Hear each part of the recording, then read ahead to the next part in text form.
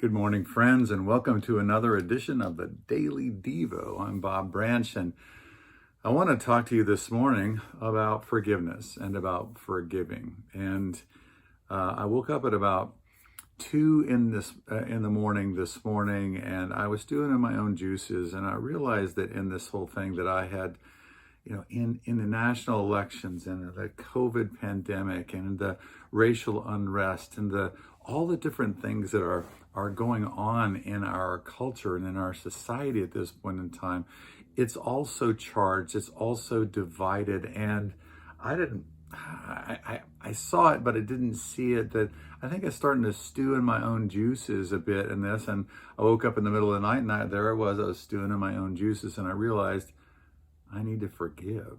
I need to forgive from the heart. And this is something that I'm committed to as a believer, as a Christ follower, not as a pastor, but just as a person who's devoted to the Lord and to the Lord's people, and really to all people. And so I'm spending some time this morning. I'm committing to spend some time this morning and over the weekend just working through forgiveness. But I want to begin because I want to talk about this again on Monday. But as we go into this weekend, and I'm going to be preaching and talking about this whole business of restoration and setting things right, setting things in order in our lives and in our world, that forgiveness and forgiving is really part of the substance of what God does to restore us, to restore our world to Him, to restore our world to each other, and to restore us into our world. And so Jesus talks about this a fair amount. The New Testament talks about this a fair amount, but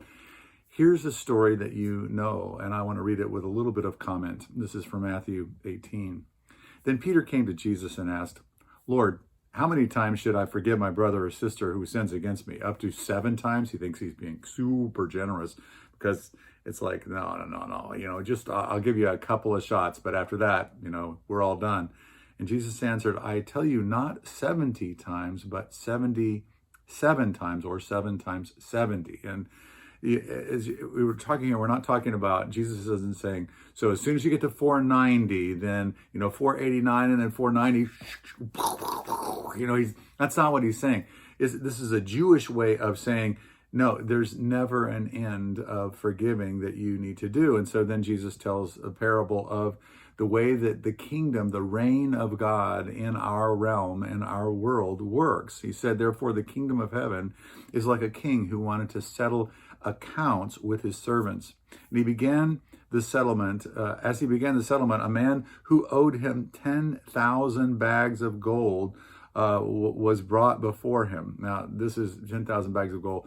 In this time period, this era is worth the entire national treasury of Israel. So this is a, as the kids would say, ginormous amount of debt. This isn't a small amount of debt. There's absolutely no way that this man could actually pay this. And as he began settling the debts, a man who owed him 10,000 bags of gold was brought to him. And since he was not able to pay, the master ordered that he and his wife and his children all had to be sold to repay the debt. And at this, the servant fell on his knees before him. "Be patient with me," he begged, "and I will pay you back everything." And the servant's master took pity on him, canceled the debt, and let him go. So this is the turning point. This is the part that Jesus is really saying, because everybody at this point in time is like, what? But when that servant went out, he found one of his fellow servants who owed him 100 silver coins, or roughly 1 day's wage. 100 silver coins, and he grabbed him and he began to choke him. "Pay me back what you owe me," he demanded. And his fellow servant fell on his knees and begged him and said exactly the same thing. "Be patient with me and I will pay it back." But he refused. Instead, he went off and had the man thrown into prison until he could pay off the debt. And when the other servants saw what had happened, they were outraged and went back and told their master everything that had happened. And the master called the servant in. "You wicked servant." So this kind of interesting that Jesus is painting it that when we actually don't treat other people the way that he's treated us, there's a certain kind of wickedness in the Lord's eyes to that. You wicked servant. He said, I canceled all that debt of yours because you begged me to. Shouldn't you have had mercy on your fellow servant? And here's the key, also the key phrase in it, just as I had on you. Just as I had on you. And you'll remember this kind of thing from the Lord's Prayer, forgive me as we forgive others, just as I forgive others. Should you not have mercy on your fellow servant, just as I had on you? And in his anger, the master handed him over to the jailers to be tortured, or to the tormentors, some of your translations say, until he should pay back all that he owed. And the moral of the story is this is how your heavenly Father will treat each of you unless you forgive your brother or sister from your heart. Now, this is a very poignant word from the Lord. He says a whole lot of things in this. For one, that forgiveness needs to be unlimited, that our forgiving others needs to be unlimited, that we don't stop, that we don't give ourselves a pass on this just because we feel justified for whatever reason. Secondly, that his forgiveness is, his forgiving of us is enormous, that we are in a debt that we simply can't pay with him, and that he forgives us. And this should do something to us in our hearts.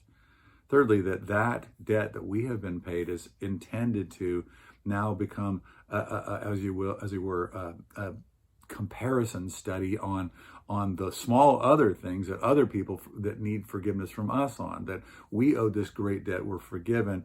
Now these people that owe us very much more small debts, actually we need to forgive. And this is part of what it means to be his. And that if we don't, and that he's expecting the kind of forgiveness that he gives to take its shape in us. The kind of forgiveness that he gives takes shape in us. Absolutely bedrock in this whole thing. It's one of the most revolutionary things I have learned in my Christian life, and yet still I run into times where I'm stewing in my own juices, or I allow myself to build up records of wrongs and things of that sort. And just lastly in this whole thing, one of the things that at least this parable talks about is that if we don't forgive from the heart, it ushers in a kind of torment in our lives. And so frequently, and you know this, that when you don't forgive from the heart, that there's a sense of unrest and tension and torment that comes in each one of us. It is the way that it works. And so Jesus is putting his finger on something really germane to all human beings. We all need to know how big of a debt we have been forgiven, and then forgive in like manner. I want to invite you into this with me. We'll talk about this some more on Monday. But forgiving is going to be a part of how God restores things with you and me, and restores us within our world. Thanks so much for joining me today. Please take the time to examine your heart and forgive. I'm going to be doing that today and tomorrow and throughout this weekend. And I appreciate you joining me with this. I love you. I'm praying for you. God bless you.